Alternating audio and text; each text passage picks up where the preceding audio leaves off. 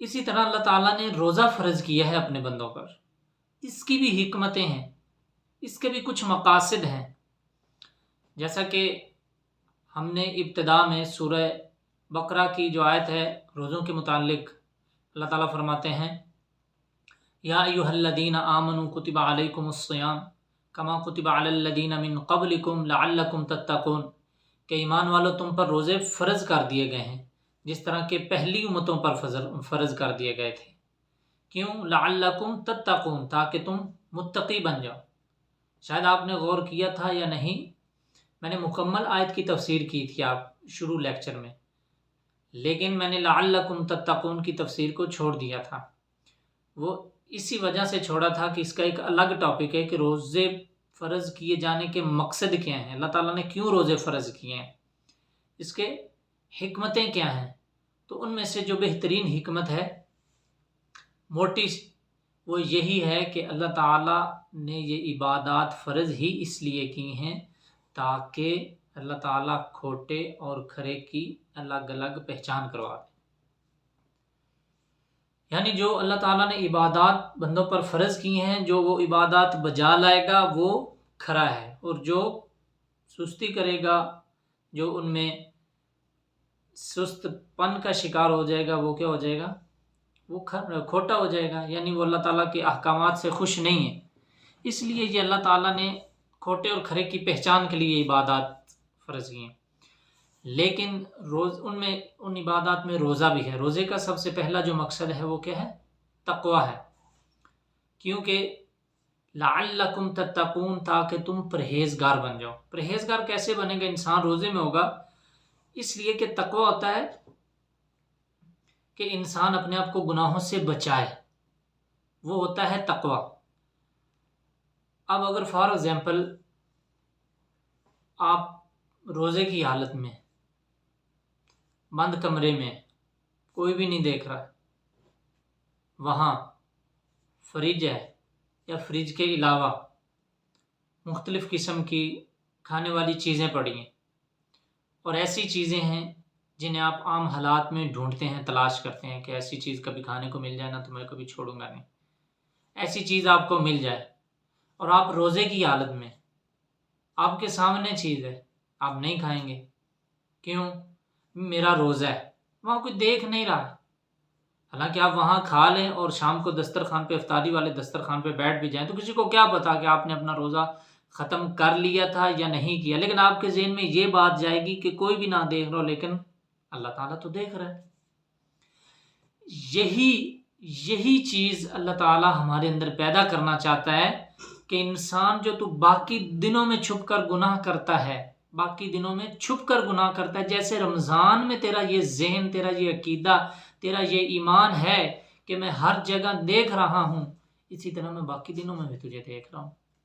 یعنی انسان کی ایک تربیت، تقوی، یہی تقوی ہے۔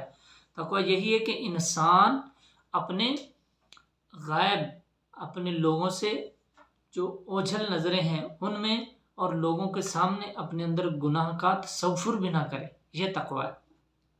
اور رمضان ہمیں یہی سکھانے آتا ہے۔ اس کے علاوہ آپ علیہ الصلوۃ والسلام نے فرمایا کہ من لم یدع قول الزور والعمل به والجهل فلیس للہ حاجۃ فی ان یدع طعامہ وشرابہ۔ صحیح بخاری کی حدیث ہے کہ آپ علیہ الصلوۃ والسلام نے فرمایا کہ جو بندہ روزہ رکھ کر بھی جھوٹ بولنا نہیں چھوڑتا ہے، اور جھوٹی باتوں پر عمل نہیں چھوڑتا ہے، اور جہالت والے کاموں سے باز نہیں آتا ہے، اور پھر وہ کہتا ہے کہ میرا روزہ ہے، اللہ فرماتے فلیس للہ، آپ علیہ السلام نے فرمایا فلیس للہ حاجت، اللہ تعالیٰ کو ضرورت نہیں ہے کہ فی ان یدع طعامہ وشرابہ، کہ یہ بندہ اپنا کھانا پینا چھوڑ دے۔ اللہ کو ایسے بندوں کی ضرورت نہیں ہے۔ اللہ فرماتے ہیں کہ میں نے یہ روزہ تمہارے اوپر جسٹ کھانے پینے کو ترک کرنا اسی لیے فرض نہیں کیا، میں چاہتا ہوں کہ آپ کی باقی تربیت بھی ہو، آپ کے جھوٹ بولنا جو آپ اپنی عام زندگی میں بولتے ہیں، اور جو آپ فضولیات باقی زندگی میں کرتے ہیں، ان سے باز آ جائیں۔ اگر وہ روزہ آپ کو یہ چیز نہیں سکھا رہا تو آپ کے روزہ رکھنے کا کوئی فائدہ نہیں ہے۔ اب مت سمجھیں کہ میں نے روزہ رکھا ہوا ہے اور ساتھ آپ جھوٹ بھی بول رہے ہیں، آپ نے روزہ رکھا ہوا ہے، اور ساتھ آپ باقی بھی جو منع کردہ کام ہیں اللہ تعالیٰ کے وہ بھی آپ کر رہے ہیں، اور آپ سمجھیں کہ میں نے روزہ رکھا ہوا ہے، تو واضح آپ علیہ السلام نے فرما دی کہ اللہ تعالیٰ کو آپ کے کھانے پینے چھوڑنے کا کوئی فائدہ نہیں ہے، آپ اپنا کھائیں پئیں اگر آپ اپنے روزے کے مقاصد پورے نہیں کر رہے۔ یعنی جس طرح ایک کلاس میں بچہ کلاس میں آتا ہے اور توجہ سے نہیں بیٹھتا ہے، کبھی ادھر تنگ کر کبھی ادھر تنگ کر، ٹیچر پڑھا رہے ہیں اور وہ اپنے کاموں میں بزی ہے، کبھی کاپی پہ کوئی گیم بنا کر کھیلنے لگ جاتا ہے، یا کبھی استاد اسٹوڈنٹس کو تنگ کرتا ہے یا سو جاتا ہے، تو ٹیچر اسے یہی کہتا ہے کہ یہاں پر آنے کا مقصد یہ تھا کہ تمہیں پڑھایا جائے، تمہاری تربیت کی جائے، اور وہ چیز تم اخذ ہی نہیں کر رہے ہو، تو وہاں صرف ایک برائے نام آ کر آپ کا یہاں پر بیٹھنا یہ کسی کام کا نہیں ہے۔ اس لیے سب سے پہلا جو روزے کا مقصد اور روزے کی حکمت ہے وہ کیا ہے؟ تقوی۔ انسان کے اندر تقوی آتا ہے، انسان کے اندر اللہ تعالیٰ کا ڈر آتا ہے۔ جیسا کہ انسان کسی تنہائی میں روزے کی حالت میں کوئی گناہ کا تصور نہیں کر سکتا کہ بھائی میرا روزہ ہے، اسی طرح انسان باقی زندگی بھی اپنی ایسے ہی گزارے۔ دوسری حکمت کیا ہے روزے کی؟ کہ اللہ تعالیٰ نے امیر لوگوں کو، دوسری حکمت، اللہ تعالیٰ نے امیر لوگوں کو ہر طرح کی نعمت سے نوازا ہوا ہے، ان کے پاس ہر طرح کی نعمتیں ہیں اور وہ کھاتے پیتے ہیں، انہیں عام حالات میں اتنا غریب کا احساس نہیں ہوتا۔ اسی لیے اللہ تعالیٰ نے روزہ فرض کیا ہے تاکہ رمضان میں جب یہی تکلیف جو غریب کے پیٹ کو عام دنوں میں پہنچتی ہے، غریب کا پیٹ ترستا ہے، غریب کی زبان، غریب کا منہ ترستا ہے ذائقوں کو، جو اچھی اچھی یہ چیزیں امیر لوگ کھاتے ہیں، تاکہ یہ رمضان میں روزہ رکھیں، سارا دن کھانے پینے سے باز رہیں، اور پھر انہیں بھوک بھی پہنچے اور انہیں پیاس بھی پہنچے، پھر ان کے اندر احساس جائے گا غریب کا، کہ جو آج ہمارے ساتھ ہو رہی ہے۔ ہم نے اللہ تعالیٰ کی رضا کے لیے روزہ رکھا ہے، لیکن بھوک بھی لگی ہوئی ہے اور پیاس بھی ہے، اور ہم طرح طرح کے کھانوں کو دیکھ رہے ہیں لیکن کھا نہیں سکتے، کیوں؟ اللہ تعالیٰ کا حکم ہے۔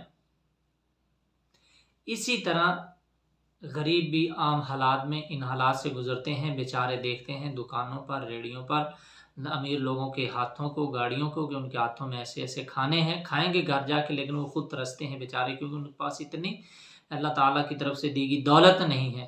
اللہ تعالیٰ چاہتے ہیں رمضان المبارک میں تاکہ جن لوگوں کے پاس پیسہ ہے، اول تو وہ اللہ تعالیٰ کا شکر ادا کریں گے کہ کیا اللہ تعالیٰ نے ہمارے اوپر کمال کیا ہوا ہے، الحمدللہ۔ جو نیک لوگ ہوں گے، امیر لوگ، وہ اللہ تعالیٰ کا یقیناً شکر کریں گے رمضان میں، کہ اللہ تعالیٰ کا شکر ہے کہ اللہ تعالیٰ نے ہمیں سب کچھ دیا ہوا ہے، ورنہ جن حالات سے ہم گزر رہے ہیں غریب بھی ان حالات سے گزرے گا۔ دوسرا، ایک تو ان کے اندر شکر آتا ہے، دوسرا ان کے اندر غریب کا احساس پیدا ہوتا کہ انہیں احساس ہو کہ غریب کی ہم نے ہیلپ کرنی ہے، کیونکہ جب تک انسان کو وہ دکھ، وہ پریشانی وہ خود نہیں پہنچتی، اسے دوسروں کا احساس نہیں ہوتا ہے۔ اسی لیے اللہ تعالیٰ نے یہ روزہ کیوں فرض کیا ہے؟ تاکہ امیر لوگوں کے اندر احساس ہو اور وہ غریبوں کے اوپر خرچ کریں، کیونکہ آپ علیہ الصلاۃ رمضان المبارک میں بہت زیادہ صدقہ کیا کرتے تھے، سخاوت کرتے تھے۔ کس مہینے میں آپ علیہ الصلاۃ زیادہ سخاوت کرتے تھے؟ رمضان المبارک کے مہینے میں زیادہ خرچ کیا کرتے تھے، کیونکہ صحیح بخاری کی حدیث نمبر 6 ہے، آپ علیہ الصلاۃ کے بارے میں فرمایا جاتا ہے کہ کان النبی صلی اللہ علیہ وسلم اجود الناس وکان اجود ما یکون فی رمضان حین یلقاہ جبریل علیہ السلام فیدارسہ القرآن، کہ آپ علیہ السلام رمضان المبارک میں بہت زیادہ سخی ہو جاتے، لوگ سخاوت کرتے لیکن آپ علیہ السلام لوگوں سے بھی زیادہ سخی ہو جاتے۔ اس لیے رمضان المبارک میں دوسری حکمت کیا ہے؟ کہ انسان کے اندر شکر آ جائے اور غریبوں کا احساس پیدا ہو، اور انسان کو رمضان المبارک میں زیادہ سے زیادہ خرچ کرنا چاہیے، صدقہ کرنا چاہیے، انسان کو زیادہ سے زیادہ غریبوں کا خیال کرنا چاہیے، تاکہ وہ بھی آپ کے ساتھ عید کی خوشیوں میں شامل ہو جائیں، اور باقی زندگی میں بھی آپ انہیں اسی طرح ہی فورس کریں، اسی طرح ہی ان کا تعاون کریں جس طرح ابھی کر رہے ہیں۔ تیسری حکمت کیا ہے رمضان المبارک کے روزے فرض کیے جانے کی؟ کہ انسان کے اندر عاجزی، انکساری آ جاتی ہے، انسان کے اندر عاجزی آ جاتی ہے۔ عاجزی کیا آتی ہے؟ کہ انسان جو عام دنوں میں بڑا اکڑ کر چلتا ہے، بڑا اپنے مال پر غرور کرتا ہے، لیکن جب رمضان المبارک کے روزے آتے ہیں، رمضان المبارک کے جو انسان روزے رکھتا ہے، جو روزے رکھتا ہے ہر بندے کے نہیں، یہ جو روزے کی حکمتیں ہیں یہ آپ ہر بندے کے اوپر نہیں فٹ کر سکتے کہ یار رمضان آ گیا لیکن یہ بندہ ویسے ہی ہے، لیکن اس کے بیک گراؤنڈ میں جا کے دیکھیں کہ اس نے روزہ بھی رکھا ہوا ہے یا نہیں۔ اگر اس نے روزہ رکھا ہوا تو پھر یقیناً اس کے اندر یہ چیز آئے گی. اگر یہ چیز نہیں آ رہی تو پہلی تو بات اس نے روزہ رکھا نہیں. اگر اس نے رکھا تو اسے اس کے روزے کا فائدہ نہیں. کیوں؟ جب روزے کا جو مقصد ہے، جو احکام ہیں، اسے وہ ہی نہیں اس کے اندر آ رہے، ان احکامات اور ان حکمتوں کو وہ فالو نہیں کر رہا، تو اس روزے کا فائدہ نہیں ہے. انسان کے اندر عاجزی آتی ہے، انسان کی شہوت کم ہوتی ہے. کیونکہ کچھ انسان ایسے ہوتے ہیں، کوئی نیک ہوتے ہیں لیکن ان سے نیک بنا نہیں جا رہا ہوتا، اور وہ سوچ رہے ہوتے ہیں کہ میرے اندر گناہ ہے، شہوت پرستی ہے، اس طرح کی چیزیں ہیں، میں کس طرح ان کاموں سے باز آؤں. تو اس کے لیے آپ علیہ الصلوۃ والسلام نے صاف بتا دیا ہے کہ یا معشر الشباب من استطاع منکم الباءۃ فلیتزوج فإنه اغض للبصر واحسن للفرج ومن لم يستطع فعليه بالصوم فإن له وجاء. کہ اے نوجوانوں کی جماعت، جو تم میں سے طاقت رکھتا ہے وہ نکاح کرے، کیونکہ نکاح کرنا، شادی کرنا انسان کی شرمگاہ کی حفاظت کرتا ہے، اس کی نظروں کے اندر حیا پیدا کر دیتا ہے، اس کی نظر کے اندر اس کی نظر کی حفاظت کرتا ہے نکاح. وَمَن لَّمْ يَسْتَطِعْ، اور جو بندہ نکاح کی طاقت نہیں رکھتا تو اسے کیا کرنا چاہیے؟ فَعَلَيْهِ بِالصَّوْمِ، وہ روزے رکھے. کیونکہ جب انسان روزہ رکھے گا اس کا کھانا پینا کم ہو جائے گا، اس کی خوراک کم ہو جائے گی، اس کے جسم کے اندر جو شہوات ہیں وہ بھی ویسے ہی کم ہو جائیں گی. اس لیے اگر آپ چاہتے ہیں کہ آپ کی شہوات سے جان چھوٹ جائے اور آپ کا جو خیالات ہیں وہ پاکیزہ ہو جائیں، اور آپ اللہ تعالیٰ کی عبادت میں اور اللہ تعالیٰ کی اطاعت میں مصروف ہو جائیں، اور آپ کا ذہن اس طرف جائے ہی نہ گناہ کی طرف، اور آپ کا ذہن مائل ہی نہ ہو اس طرف، تو آپ کو کیا کرنا چاہیے؟ روزے رکھنے چاہیے. رمضان المبارک کے تو روزے رکھنے ہی رکھنے ہیں. جو بندہ رمضان المبارک کے روزے رکھ لیتا ہے مکمل، تو اس کے جسم کے اندر اللہ تعالیٰ کی طرف سے روحانیت آ جاتی ہے، وہ اپنی شہوت پرستی سے باز آ جاتا ہے. کیونکہ ایک مہینہ انسان جو بھی کوئی کام کرتا ہے ایک عادت بن جاتی ہے کہ میں نے رمضان المبارک کے روزے رکھے اور یہ کام نہیں کرنا روزے کی حالت، تو باقی دنوں میں بھی اس کی یہ عادت بن جائے گی. اس لیے رمضان المبارک کی بہت زیادہ مقاصد ہیں، بہت حکمتیں ہیں، لیکن ہم نے مین پڑھی ہیں کہ انسان کے اندر تقوی آ جاتا ہے، انسان کے اندر اللہ تعالیٰ کا شکر آ جاتا ہے، غریبوں کا احساس آ جاتا ہے، اور انسان کے اندر شہوت پرستی کم آ جاتی ہے. انسان کی جو خواہشات ہیں ان پر انسان کو کنٹرول کرنا آ جاتا ہے. کہ جب انسان کی کوئی بھی اللہ تعالیٰ کی نافرمانی والی خواہش انسان کے اندر جاگتی ہے، انسان روزے میں ہوتا ہے فوراً اس پر جو ہے قابو پا لیتا ہے کہ نہیں، میرا روزہ ہے، ایسا کام نہیں کرنا ہے، روزہ ختم ہو جائے گا، روزہ خراب ہو جائے گا، روزے کے اجر میں کمی آ جائے گی. اس لیے یہ اللہ تعالیٰ یہی ہمارے اندر چیز لانا چاہ رہا ہے کہ جس طرح آپ رمضان المبارک والی زندگی گزارتے ہیں اور پھر ایسے ہی باقی زندگی گزارے. یہاں پر میں ایک بات کرتا چلوں کہ جب انسان ایک مہینہ مکمل اپنے آپ پر کنٹرول کرتا ہے، جب انسان اپنے اوپر کنٹرول کرتا ہے، خواہشات کے اوپر کنٹرول کر کے اللہ تعالیٰ کی اطاعت میں ایک مہینہ مکمل کرتا ہے، اس کے بعد کیا ہوتا ہے؟ عید کا دن ہوتا ہے. عید کا دن ہوتا ہے. اسی طرح جب ہم پوری زندگی کو رمضان کی طرح گزاریں گے، یقیناً ہماری موت والا دن بھی عید کا دن ہوگا، ہمارے لیے خوشیوں کا دن ہوگا. جس طرح ہم اللہ تعالیٰ کی اطاعت میں ایک مہینہ گزارتے ہیں اور ہم عید منا رہے ہوتے ہیں، بڑے خوش ہوتے ہیں، بڑے اچھے اچھے کپڑے پہنے ہوتے ہیں، اسی طرح اگر ہم پوری زندگی اللہ تعالیٰ کے ساتھ رمضان المبارک والی زندگی بسر کریں تو انشاءاللہ آج ہم عید کے لیے لباس خود خرید کر لائے ہیں بڑے مین بازار سے مہنگا ترین، تو جس دن ہماری موت ہوگی، اگر زندگی رمضان کے مطابق گزاری ہوگی تو ہمارا لباس جنت سے لباس آئے گا، اور ہماری جو موت والا دن ہوگا وہ عید کا دن ہوگا. اچھا، اگلا رمضان المبارک میں ہمیں روزے کا جو دوسرا ٹاپک ہمارا شروع ہو رہا ہے کہ رمضان المبارک میں کون سے ضروری آداب ہیں، روزے کے آداب، یعنی روزے کے اندر ہم نے کون سے ایسے کام ہیں جو نہیں کرنے، کون سے ایسے کام ہیں جو کرنے ہیں، جس سے روزے کا ادب ہو، جس سے روزہ خوش ہو، جس سے روزے کے اجر کے اندر اضافہ ہو، جس سے روزے کے اندر جان ڈالی جائے. ورنہ ہمارے روزے جو ہیں اگر ہم یہ کام نہیں کریں گے یا جن کاموں سے اللہ تعالیٰ نے منع کیا وہ کریں گے تو ہمارا روزہ بے جان ہے، ہمارے روزے کے اندر کوئی طاقت نہیں، ہمارے روزے کے اندر کوئی اجر و ثواب نہیں ہے. کس طرح ہم اپنے روزے کے اندر جان ڈال سکتے ہیں؟ لازمی آداب کیا ہیں؟ سب سے پہلے یعنی ہر روزے کے مختصر آداب ہیں وہ یہی ہیں کہ ہر وہ کام روزے کے اندر کرنا چاہیے جس کا کرنے کا اللہ تعالیٰ نے حکم دیا ہے، مختصر، اور ہر اس کام سے رک جانا چاہیے روزے کی حالت میں جس کام سے اللہ تعالیٰ نے ہمیں منع کیا ہے. سب سے پہلے جو ان اہم کاموں میں سے اہم کام ہے، فَإِنَّ أَهَمَّ أُمُورِكُمُ الصَّلَاةُ، جو سب سے اہم کام ہے تمہارا، ان اہم امورکم الصلاۃ، جو سب سے تمہارے کاموں میں سے اہم کام ہے وہ کیا ہے؟ نماز ہے۔ وہ کیا ہے؟ نماز ہے۔ فمن ضیعها فهو اضیع، جو بندہ نماز کو ضائع کر دیتا ہے اسے اب مت سمجھے کہ یہ بندہ ذمہ دار بندہ ہے، وہ باقی کاموں کو بالاولیٰ ضائع کرنے والا۔ کیوں؟ سب سے ضروری کام جو ہے وہ نماز ہے۔ اگر جو بندہ نماز چھوڑ رہا ہے تو دوسرے کاموں میں اس کا کیا اعتبار کیا جائے؟ اس لیے روزے کی حالت میں نماز نہیں چھوڑنی چاہیے۔ روزے کی حالت میں نماز نہیں چھوڑنی چاہیے۔ نماز کو تمام حقوق کے ساتھ، شرائط کے ساتھ ادا کرنا چاہیے۔ یہ رمضان کا روزے کے ساتھ تعلق ہے نماز کا۔ اگر ایک بندہ روزہ رکھتا ہے اور نماز نہیں پڑھتا، سارا دن سو کے گزار دیتا ہے، میچ کھیل کے گزار دیتا ہے، روزے کی حالت میں وہ اور کاموں میں مصروف رہتا ہے لیکن نماز نہیں پڑھتا ہے، تو اس کے روزے کا فائدہ نہیں ہے۔ کیونکہ اللہ تعالیٰ نے فرما دیا ہے کہ جو بندہ روزے کی حالت میں ایسے اللہ تعالیٰ کی اطاعت سے دور رہ جاتا ہے فَلَيْسَ لِلَّهِ حَاجَةً، تو اللہ تعالیٰ کو بھی ضرورت نہیں اس کے بھوکا پیاسا رہنے کی۔ اس لیے نماز کو لازمی پڑھنا ہے۔ نماز کا بہت زیادہ اجر ہے، کیونکہ اللہ تعالیٰ نے قرآن مجید میں فرمایا فَخَلَفَ مِن بَعْدِهِمْ خَلْفٌ أَضَاعُوا الصَّلَاةَ وَاتَّبَعُوا الشَّهَوَاتِ فَسَوْفَ يَلْقَوْنَ غَيًّا۔ اللہ تعالیٰ فرماتے ہیں کہ بعد میں کچھ لوگ ایسے آئے ہیں جنہوں نے نمازوں کو ضائع کرنا شروع کر دیا ہے اور انہوں نے اپنے نفس کی پیروی کی ہے۔ فَسَوْفَ يَلْقَوْنَ غَيًّا، قریب وہ گمراہی سے ملیں گے۔ یعنی نمازوں کو ضائع کرنے کا مطلب نمازوں کو ان کے وقت سے ہٹ کر پڑھنا، جان بوجھ کر لیٹ کرنا۔ اذان ہو گئی ہے، نہیں جی میں ظہر کو عصر کے ساتھ پڑھ لوں گا، یا میں بعد میں پڑھ لیتا ہوں، 1 گھنٹہ بعد پڑھنا، یہ نمازوں کو ضائع کرنا ہے۔ یہ نمازوں کو ضائع کرنے کے مترادف ہے۔ جان بوجھ کر کسی نماز کو لیٹ نہیں کرنا چاہیے۔ نماز کو اس کے وقت پر پڑھیں اور جماعت کے ساتھ کوشش کریں مرد حضرات۔ عورتوں کی نماز جو بہترین نماز ہے وہ گھر کے اندر ہے۔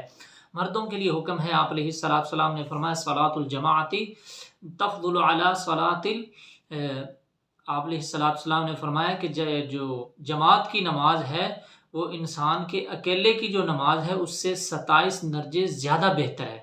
یعنی ایک بندہ جماعت کے ساتھ نماز پڑھ رہا ہے اسے 27 نمازوں کا ثواب ملے گا، اور جو بندہ اکیلے نماز پڑھ رہا ہے اسے جسٹ 1 نماز کا ثواب ملے گا۔ اس لیے رمضان المبارک میں روزے کی حالت میں ہمیں نماز نہیں چھوڑنی چاہیے، نماز نہیں ہم سے چھوٹنی چاہیے۔ جب ہم 1 مہینہ مکمل اس کی پریکٹس کریں گے، نمازوں کو ان کے اوقات میں پڑھیں گے اور بڑی پابندی کے ساتھ پڑھیں گے، انشاءاللہ باقی دنوں میں بھی ہمارے اندر یہ روٹین آ جائے گی۔ جماعت کے ساتھ نمازوں کو لازمی پڑھنا چاہیے مرد حضرات کے لیے۔ اور اس کے بعد جو اس کا دوسرا ادب ہے روزے کا، روزے کے آداب میں سے پہلا ادب کون سا ہے؟ کہ نماز لازمی پڑھنی۔ دوسرا ادب اس کا کیا ہے؟ کہ ہر اس کام سے بچنا چاہیے جس سے اللہ تعالیٰ نے منع کیا ہے یا اس کے رسول صلی اللہ علیہ وسلم نے منع کیا ہے۔ کوئی بھی کام ہو سکتا ہے، کوئی بات ہو سکتی ہے، کوئی فعل ہو سکتا ہے جس سے آپ علیہ السلام نے منع کیا، اس سے بچنا چاہیے۔ ان میں سے کچھ ہمارے اندر یہ چیزیں پائی جاتی ہیں۔ قولی گناہ کا مطلب وہ ہوتا ہے جو زبان سے گناہ کیے جاتے ہیں، اسے کہتے ہیں قولی گناہ، یعنی باتوں کے ساتھ گناہ کیے جاتے ہیں۔ ان چیزوں سے باز رہنا چاہیے کیونکہ یہ روزے کے ادب کے منافی ہے۔ اگر ہم رمضان المبارک کا روزے کا ادب نہیں کریں گے، ہمیں ان سے وہ چیزیں حاصل نہیں ہوں گی جو ہم جن مقصد کے لیے روزے اللہ تعالیٰ نے فرض کی ہیں، یہ جو چیزیں ہم ان سے حاصل کرنا چاہتے ہیں۔ اس لیے یہ جو پوائنٹس ہیں یہ روزے کے لازمی آداب ہیں۔ روزے کا ادب بھی لازمی ہے۔ روزہ رکھنا اگر ضروری ہے تو روزے کا ثواب پانے کے لیے روزے کا ادب بھی ضروری ہے۔ اس لیے سب سے پہلا گناہ کیا ہے؟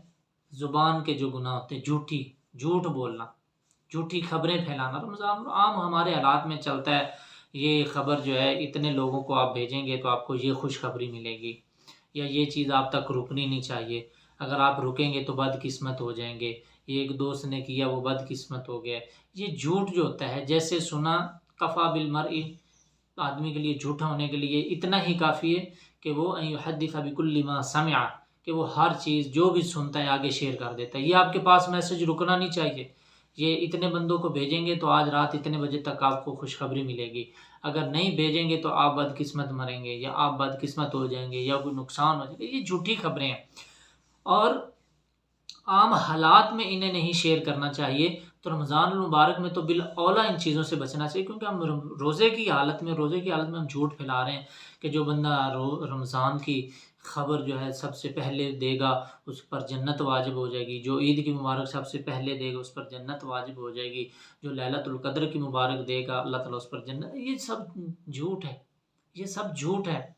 جو چیزیں آپ نبی کریم صلی اللہ علیہ وسلم کی طرف منسوب کر رہے ہیں، اللہ تعالیٰ کی طرف منسوب کر رہے ہیں، اور ان کا کوئی آپ کے پاس ریفرنس نہیں ہے، آپ کے پاس کوئی حوالہ نہیں ہے، آپ کے پاس کوئی دلیل نہیں ہے کہ آپ کہاں سے یہ چیز کوٹ کر رہے ہیں، تو یہ آپ کے لیے ایک آپ کے روزے کے ضائع کا بھی سبب بن رہا ہے، بلکہ آپ کے تمام نیک اعمال بربادی کا سبب بن رہا ہے۔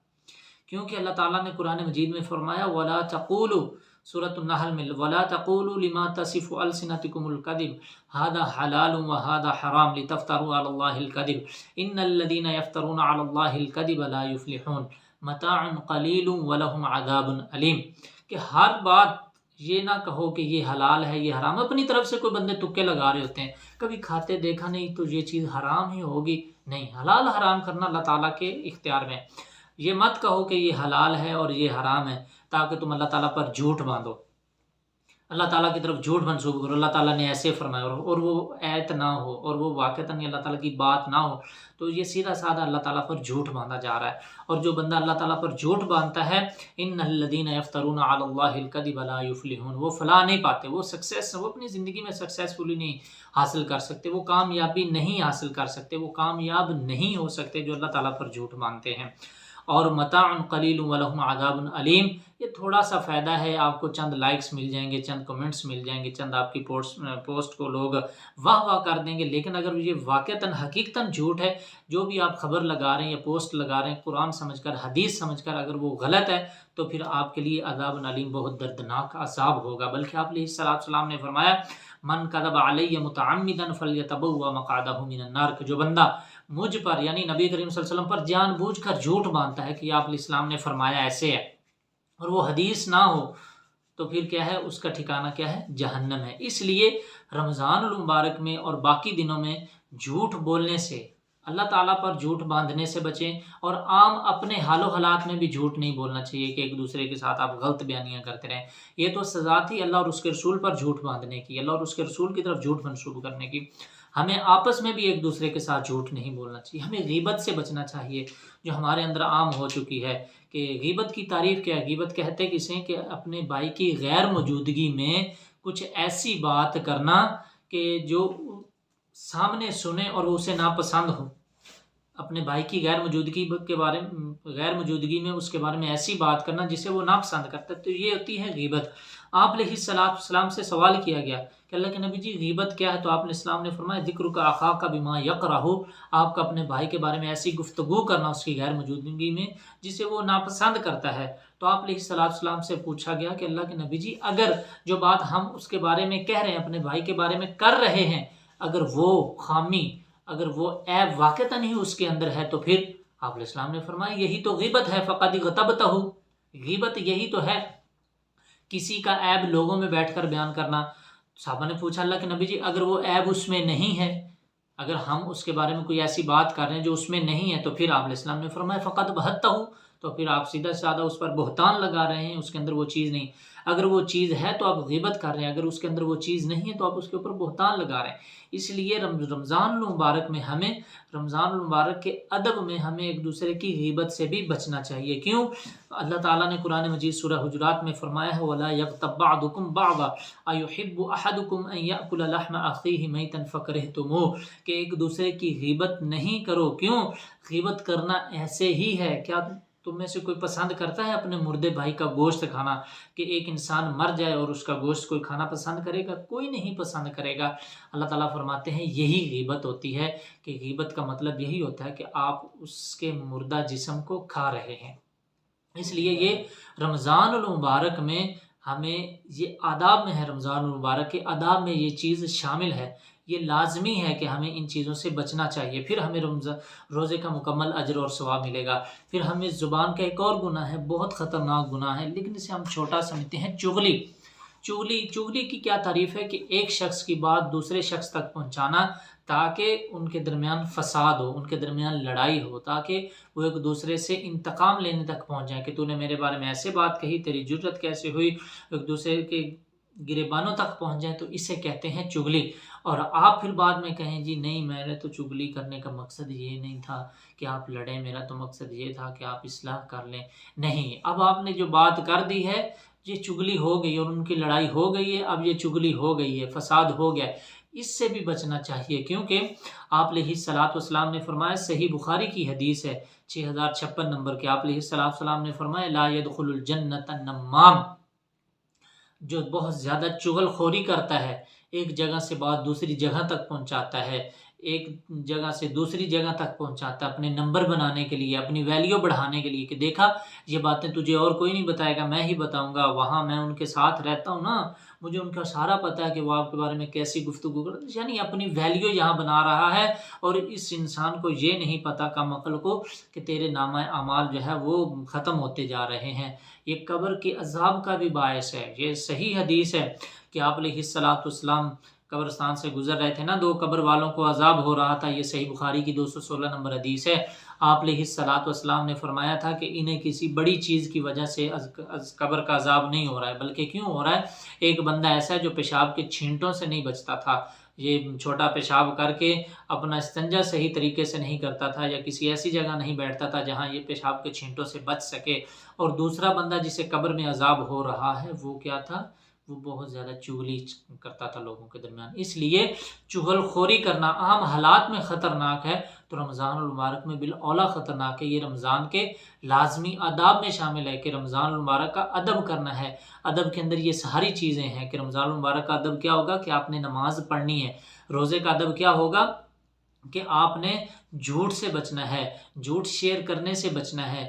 روزے کا ادب کیسے ہوگا؟ آپ غیبت سے بچیں۔ روزے کا ادب کیا ہوگا؟ آپ چغلی سے بچیں تاکہ آپ کی قبر کے اندر عذاب سے بچ سکیں۔ روزے کا ادب کیا ہے کہ آپ ملاوٹ سے بچیں، اپنی چیزیں فروخت کریں رمضان مبارک میں، عید کے لیے پیسے بنائیں، اپنے بچوں کے لیے پیسے جمع کریں، چیزیں بیچیں، عید کے لیے چیزیں بیچیں، لیکن ملاوٹ سے بچیں، جھوٹ سے بچیں، دھوکے سے بچیں، کیونکہ آپ علیہ السلام نے فرمایا من غشنا فلیس منا، صحیح مسلم کی حدیث ہے۔ آپ علیہ السلام نے فرمایا جو بندہ ملاوٹ کرتا ہے، جو بندہ دھوکہ دہی کرتا ہے، دوسرے مسلمان بھائیوں کی آنکھوں میں مٹی ڈالتا ہے، انہیں دھوکہ دیتا ہے، تو ایسے بندے کا بھی ہمارے دین اسلام سے کوئی تعلق نہیں ہے، ایسے بندے کا بھی ہمارے رمضان سے، روزے سے کوئی تعلق نہیں ہے۔ اور رمضان المبارک کا ایک اہم ادب جو ہے، اپنے آپ کو معازف سے بچائیں۔ معازف کیا ہوتا ہے؟ گانا بجانے والے جتنے آلات ہیں انہیں کیا کہتے ہیں؟ معازف کہتے ہیں۔ یعنی ان میں باجا بھی آتا ہے، سرنگی بھی آتی ہے، طبلہ بھی آتا ہے، میوزک بھی آتا ہے، اس میں قوالی بھی آتی ہے۔ یہ ساری چیزیں رمضان المبارک روزے کی حالت میں کچھ لوگوں کو دیکھا ہے جو سادہ لوگ ہوتے ہیں، وہ سمجھتے ہیں کہ قوالی جو ہے یہ ثواب کا کام ہے، اس سے گناہ نہیں ہوتا، حالانکہ یہ گناہ کا کام ہے، اس سے بچنا چاہیے۔ یعنی جتنا بھی میوزک ہے، موسیقی ہے، رمضان مبارک میں آپ ٹائم پاس کرنے کے لیے گانے سننے لگ جاتے ہیں، ڈراماز دیکھنے لگ جاتے ہیں، یا قوالی سننے لگ جاتے ہیں، کچھ لوگ اسے صحیح سمجھتے ہیں، تو یہ بالکل غلط ہے، کیونکہ اللہ تعالیٰ نے قرآن مجید میں فرمایا ہے، یہ سورہ لقمان کی آیت نمبر 6 ہے، وَمِنَ النَّاسِ مَن يَشْتَرِي لَهْوَ الْحَدِيثِ لِيُضِلَّ عَن سَبِيلِ اللَّهِ بِغَيْرِ عِلْمٍ وَيَتَّخِذَهَا ہزوا اولئک لہم عذاب مہین، کہ کچھ لوگ ایسے ہیں جو لہو الحدیث کو یعنی گانے بجانے کو اختیار کر لیتے ہیں، انہیں خرید لیتے ہیں تاکہ وہ اللہ تعالیٰ کے راستے سے گمراہ کر دیں، بغیر علم، بغیر علم کے، وَيَتَّخِذَهَا ہزوا، اور اللہ تعالیٰ کی آیات کو وہ مذاق بناتے ہیں، تو اولئک لہم عذاب مہین، ان کے لیے رسوا کن عذاب ہوگا۔ تو اس آیت کی تفسیر میں حضرت عبداللہ بن مسعود رضی اللہ تعالیٰ عنہ فرماتے ہیں واللہ الذی لا الہ غیرہ هو الغنا، کہ گانے بجانے کے آلات ہیں، اس سے مراد کہ جو بندہ گانے بجانے کے آلات میں اپنے آپ کو مصروف کر لیتا ہے تو اللہ تعالیٰ نے اس کے لیے دردناک عذاب رکھا ہے، رسوا کن عذاب رکھا ہے۔ تو یہ تھے روزے کے لازمی آداب۔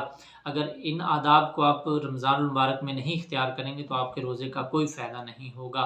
اگر آپ روزہ رکھتے ہیں، آپ روزے کے اندر جان ڈالنا چاہتے ہیں، آپ اپنے روزے کا مکمل ثواب لینا چاہتے ہیں، تو ان کاموں کو کریں جن کے کرنے کا اللہ تعالیٰ نے حکم دیا، اور ان کاموں سے بچیں جن سے اللہ تعالیٰ نے بچنے کا حکم دیا ہے اور جنہیں حرام قرار دیا ہے۔ اللہ تعالیٰ ہمیں رمضان المبارک کے روزے رکھنے اور ان کا مکمل ادا کرنے کی توفیق